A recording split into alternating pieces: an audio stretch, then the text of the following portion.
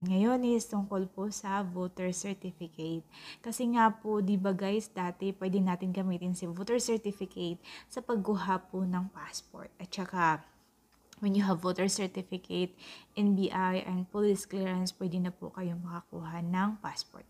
But recently po guys, winala dahil po sa national ID na meron tayo, hindi na po tinatanggap ni ang tawag nito DFA yung voter certificate, NBI at police clearance sa pagkuha po ng passport unless po tinatanggap po nila yung voter certificate kapag po galing lang po ng main office, which is yung main office naman po ay nasa Manila Intramuros.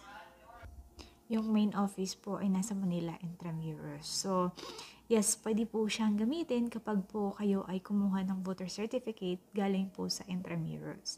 Now, yung tanong po is, ma'am, paano po yan? Taga Mindanao